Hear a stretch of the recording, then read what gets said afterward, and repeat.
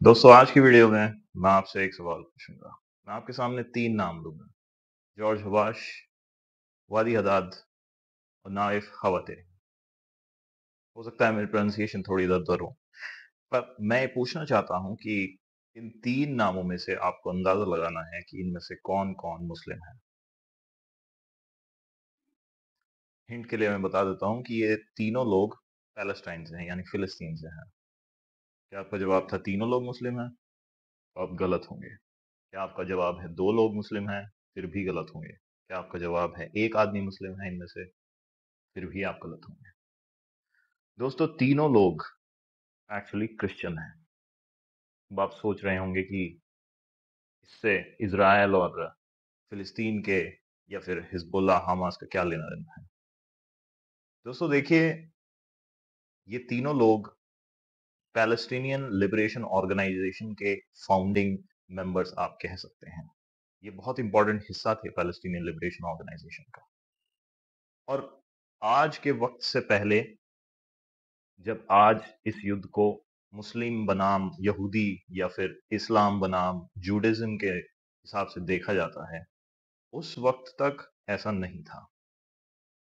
लेकिन ये जानने के लिए कि ये युद्ध दो धर्मों के बीच की लड़ाई कैसे बन गई और पैलेस्टाइन का मुद्दा कैसे, the issue of liberation of Palestine और the two state solution, how those issues disappeared.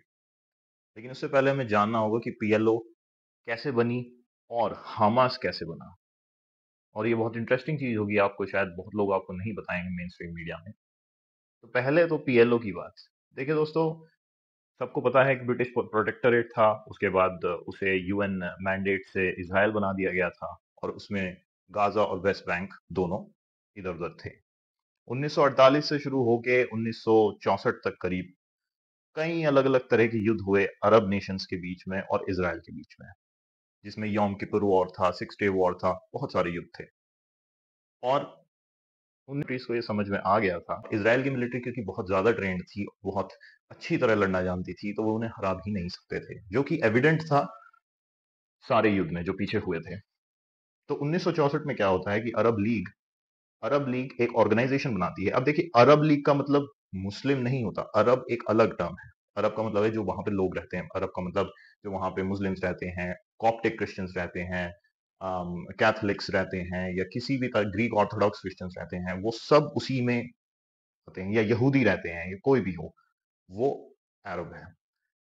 तो यहाँ पर अरब लीग जो है, अरब लीग सारे देशों की एक वो थी और उसने कहा कि अब टाइम आ गया है, the time has come to make an organization which can represent the interests of the Palestinian people, तो ताकि वो ऑर्गेनाइजेशन डायलॉग कर सके। तो 1964 में अरब लीग बनाती है पीएलओ को, यानी पैलेस्टीनियन लिबरेशन ऑर्गेनाइजेशन को। अब पैलेस्टीनियन लिबरेशन ऑर्गेनाइजेशन में 5-6 बहुत ही महत्वपूर्ण लोग होते हैं। एक होता है यासिर अराफात, जो कि फतेह के लीडर थे और सबसे इंपॉर्टेंट लीडर वो इंटरनेशनली भी जाने जाते हैं पीएलओ के। उसके बाद जॉर्ज वाश और वादी हदीद भी थे और नवाइत हवत में भी थे, नाइफ हवत में भी थे, और बहुत सारे ये लोग थे, ये एक साथ मिले और इन्होंने पीएलओ का सारे के सारे हिस्सा बने। तो ये होता है। तो उसके बाद शुरू में क्या था कि शुरू में पीएलओ ये कहती थी कि हम इज़राइल के स्टेटस को मानने को तैयार नहीं है। ये शुरुआत में वो कहते थे। अब 1964 में जब ये बनती है, तो उसके बाद 1964 से एक तरह का आर्म रेजिस्टेंस स्टार्ट हो जाता है, यानी हथियारबंद स्ट्रगल कह सकते हैं उसे। तो 1964 से वो स्टार्ट होता है और होते होते 1968 आ जाए। अब 1968 में एक बहुत इंपॉर्टेंट चीज होती है कि यासिर अराफात जो है वो लीडर बन जाते हैं पीएलओ के। अब पीएलओ में तीन दो मेन ऑर्गेनाइजेशन थी उस टाइम पर, और उसके बाद वो तीन हो गई थी। एक थी फतेह, जो फतेह जो थी वो यासिर अराफात की थी, और जॉर्ज हबाश, वादी हदीद और नाफ खवत में जो थे वो people's front for liberation of Palestine. और ये बहुत ही ज्यादा टमल्टस टाइम था हर तरीके से मिडिल ईस्ट में और इंटरनेशनली भी, क्योंकि इस टाइम क्या था कि आर्म स्ट्रगल के लिए सब एग्री करते थे, सभी लोग इनमें। और तो बहुत तरह के आतंकवादी हमले हुए, जैसे कि हाईजैकिंग हुई इसराइल एयरलाइंस के 256 फ्लाइट की, 253 की और 426 की, 432 की। और उसके अलावा बहुत सारे सिविलियंस पे भी हमले किए गए बाय दी पीएलओ, और इस टाइम पीएलओ जो थी वो जॉर्डन में बेस्ड थी। लेकिन होता क्या है दोस्तों, यहाँ से कैसे आइडियोलॉजिकल डिफरेंस आने शुरू हुए बीच में, यासिर अराफात और दूसरों के बीच में। तो यहाँ तक होता क्या है कि बहुत सारे हमले होते हैं, लेकिन एक बहुत ही ज्यादा बड़ा जो हाईजैकिंग का इवेंट था वो था डॉसन एयरफील्ड में जो लैंडिंग्स की गई थी। तो 4 अलग अलग एयरलाइंस की जो फ्लाइट थी, Pan Am, TWA, Swiss air, और एक और एयरलाइन थी, मैं आपके लिए नीचे उसमें लगा दूंगा। तो इनको हाईजैक करने, शायद इसराइल एयरलाइंस का ही वो नाम था, लेकिन वो शायद सक्सेसफुल थे। तो इसमें और उस उन्हें हाईजैक करके डॉसन एयरफील्ड में लैंड कर लिया जाता है जॉर्डन में। अब उस टाइम तक जॉर्डन में क्या हालात थे कि जॉर्डन उस टाइम सपोर्टेड थी पीएलओ के। पीएलओ जो थी वहां पे बेसिकली एक पैरेलल गवर्नमेंट बना के, समानांतर सरकार बना के रहती थी, और बहुत से इलाके उनके कंट्रोल में हो चुके थे। लेकिन for the sake of Arab unity, king Hussain, leader of Jordan, उन्होंने कहा कि ये यहाँ पे ऑपरेट कर सकते हैं। बट डॉसन एयरफील्ड की जब लैंडिंग हुई तो किंग हुसैन ने कहा कि ये बहुत गलत था, ये हमारे जॉर्डन देश को इस तरह की आतंकवादी गतिविधि के लिए इस्तेमाल नहीं करा जा सकता। तो 1970 में जब सितंबर में ये होता है, और उस टाइम किंग हुसैन ऑर्डर करते हैं अपनी मिलिट्री को पीएलओ को बाहर निकालने के लिए। जॉर्डनियन मिलिट्री मेरे हिसाब से सबसे इफेक्टिव मिलिट्रीज में से एक है अरब वर्ल्ड में, और वो सारे जो एलिमेंट्स होते हैं पीएलओ के उन्हें बाहर निकाल देती है। इसमें से एक इंपॉर्टेंट इवेंट होता है, और इस पूरी घटनाक्रम को कहते हैं ब्लैक सितंबर। लेकिन इसमें एक बहुत ही ज्यादा जो इम्पोर्टेंट इवेंट होता है वो होता है अजलून में। सिटी ऑफ अजलून में जॉर्डनियन मिलिट्री सीज कर लेती है, वहां पे पीएलओ के कुछ इंपॉर्टेंट मेंबर्स होते हैं, वो उन्हें एग्जीक्यूट कर दिया जाता है। इस टाइम यासिर अराफात जो थे वो, उन्होंने कहा कि ये मेरी गलती से हुआ है, ये मेरी वजह से हुआ है। अगर मैं ज्यादा अच्छी तरह से डायलॉग करता जॉर्डन के साथ या इंटरनेशनली या तो शायद ये ना होता। लेकिन वो it was too late that point. So a new organisation which names itself black September, और ये वही लोग हैं जिन्होंने म्यूनिच ओलंपिक्स का मासेकर करा था। तो यहां से भी एक स्प्लिट हो जाती है। अब 1970 के बाद यासिर अराफात को धीरे धीरे ये एहसास होना शुरू हो गया था कि arm resistance was not a good path और लिबरेशन ऑफ पैलेस्टाइन। तो वो धीरे धीरे पीएफएलपी, और पीएफएलपी से ही टूटे दूसरे संगठन democratic front for liberation of Palestine, जो कि बना था उनमें से, जो कि हवतमे ने बनाया था। और उन दोनों के बीच में आइडियोलॉजिकल डिफरेंस आने स्टार्ट हो जाते हैं। अब आइडियोलॉजिकल डिफरेंस जब स्टार्ट हुए, तो उस टाइम तक भी ये मुस्लिम वर्सेस जूडिज्म या मुस्लिम वर्सेस इस्लाम वर्सेस वो मुस्लिम वर्सेस यहूदी या फिर इस्लाम वर्सेस जूडिज्म नहीं था। तो उस टाइम चीजें बदलनी स्टार्ट हो जाती हैं। उसके बाद जब जॉर्डन से वो निकल जाते हैं पीएलओ, तो वो जाके लेबनान में अपने बेसिस बना लेते हैं। और लेबनान में बेसिस बनाने के बाद वहां भी सिविल वॉर में जो घटनाक्रम था वो बहुत इंटरेस्टिंग है। उसके लिए एक और दूसरी वीडियो बनानी पड़ेगी। ये होता है, उसके बाद होता क्या है कि लेबनान में वहां पे वो अपने बेसिस बना लेते हैं। और इस बीच में एक बैकग्राउंड में चीज चल रही होती है, और वो होती है एक ऑर्गेनाइजेशन होती है, उसका नाम होता है मुजम्मा अल इस्लाम, कुछ शायद ऐसे ही उनका नाम था, और मुजम्मा अल इस्लामिया शायद ऐसे कुछ नाम था। और ये ऑर्गेनाइजेशन मुस्लिम ब्रदरहुड की एक ऑफशूट होती है। तो दोस्तों इस टाइम जो इसराइल था, इसराइल को बहुत अलग अलग रीजंस की वजह से, जिसमें उनकी स्ट्रैटेजी भी हो सकती है, लेकिन उस time Islamic extremism was not widely recognised by the security authorities, western security apparatus। तो उस टाइम पे क्या होता है कि एक मुस्लिम स्कॉलर या क्लेरिक, जो भी आप कहें उन्हें, ठीक है, तो उसका नाम होता है शेख अहमद यासिन। ठीक है, वो पैराप्लेजिक होते हैं, और ही बेसिकली व्हील चेयर पे रहते हैं। और उस टाइम पे वो जो है स्कूल्स हो गए, चैरिटेबल काम हो गए, इस तरह के काम करते हैं। But Israel totally ignores the other activities that organisation was doing, और ये पैरेलल में हो रहा था करीब 1965 से स्टार्ट होके फिर 1970 और उसमें। लेकिन Israel actively ignored the things that this organisation was doing. अब इस चीज को याद रखना कि शेख अहमद यासिन, और ये चीजें आप जो है आप याद रखनी होंगी आपको, क्योंकि ये बहुत इंपॉर्टेंट पार्ट है इस पूरी हिस्ट्री का। सो इस बीच में लेबनान में सिविल वॉर हो जाता है, और सिविल वॉर में एक इजराइल की बैक साइड होती है, दूसरी साइड पीएलओ की बैक साइड होती है, एक प्रॉक्सी वॉर स्टार्ट हो जाता है इवन इन लेबनान। अब देखिए, आप सोचिए, एक तरफ इसराइल जो है एक मुस्लिम ऑर्गेनाइजेशन को बेसिकली फैसिलिटेट कर रहा है उस टाइम पे, और दूसरी तरफ बगल में लेबनान में it's facilitating a Christian organisation. तो आप समझ सकते हैं कि इसराइल की डुअलिटी जो है वो पहले से एग्जिस्ट करती है। There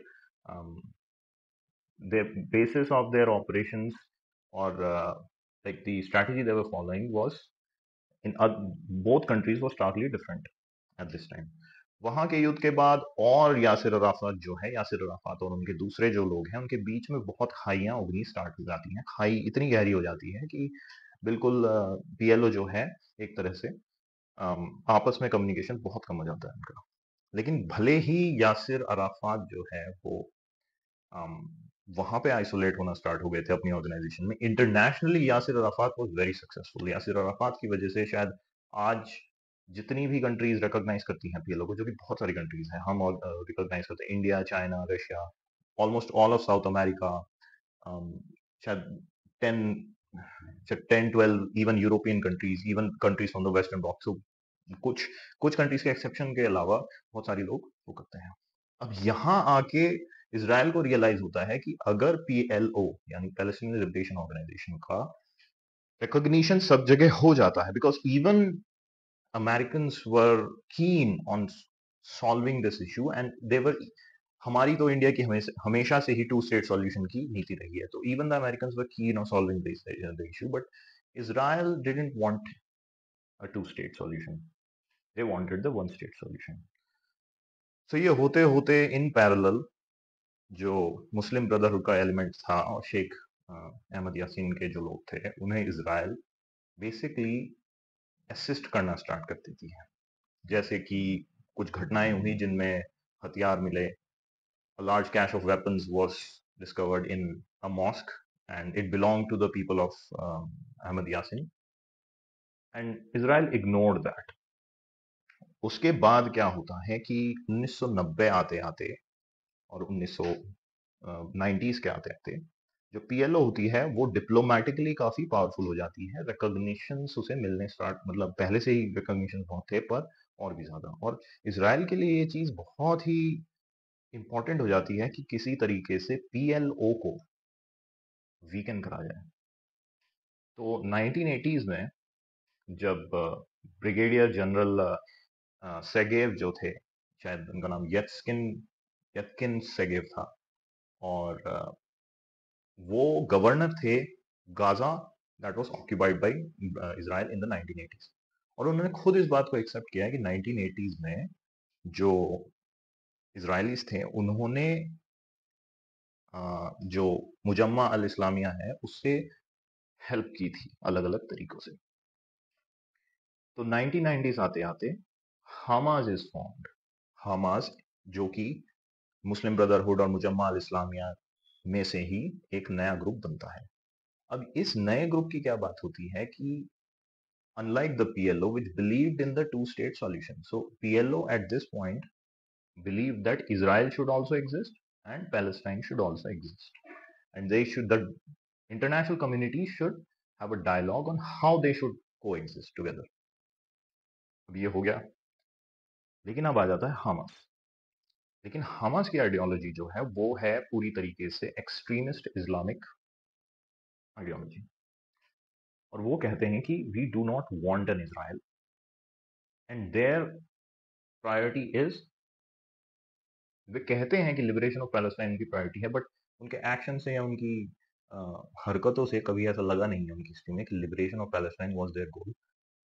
basically Hamas has always been some kind of a proxy for other countries to wage a proxy war against Israel.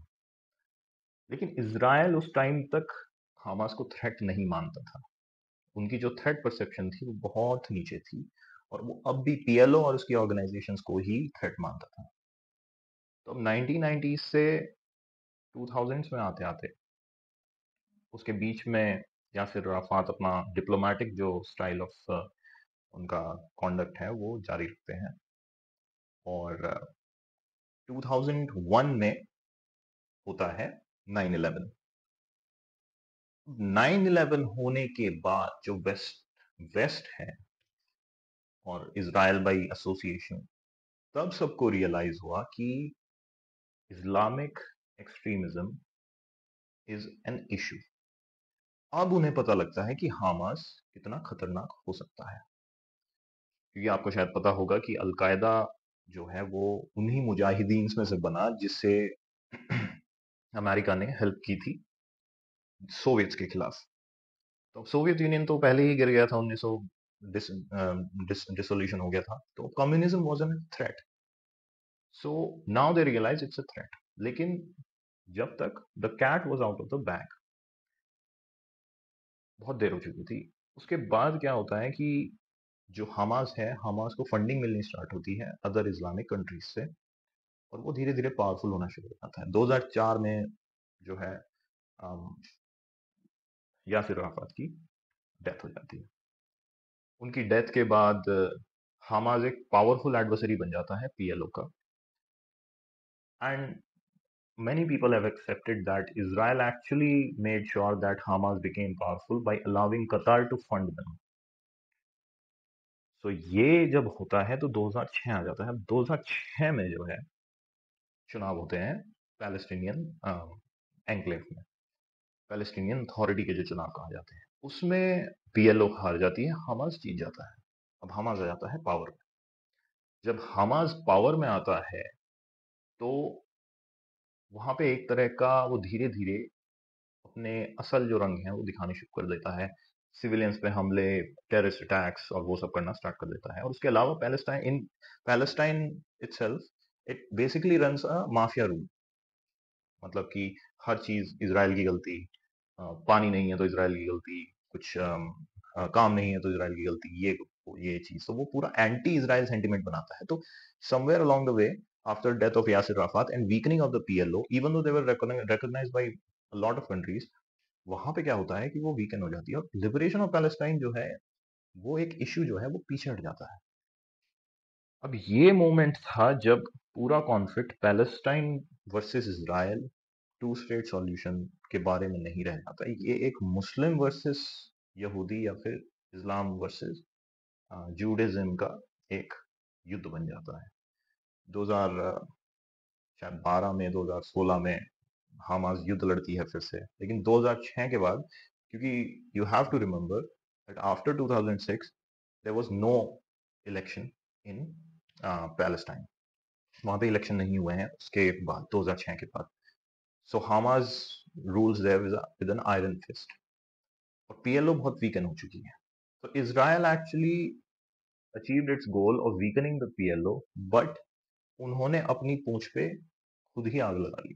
उन्होंने हमास को इग्नोर करके और कभी कभी उन्हें फैसिलिटेट करके अलग अलग तरीकों से, जिसमें कि एम्प्लॉयमेंट जो कॉन्ट्रैक्ट्स हैं वो अवॉर्ड करने पैलेस्टीनियन को, और उसमें हमास को जगह देना उन नेगोशिएशंस में।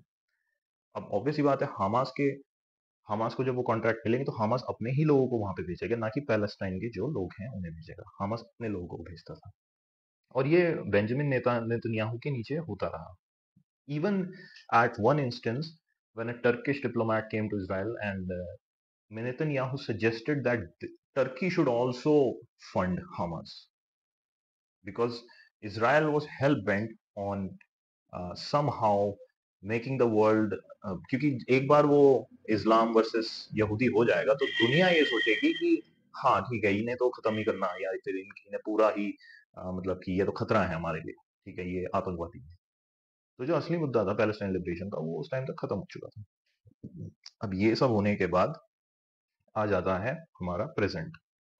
एक साल पहले अक्टूबर में हमास ने हमला किया था इसराइल के ऊपर, और उसके बाद वो भी हमला एक बहुत बड़ी चूक थी।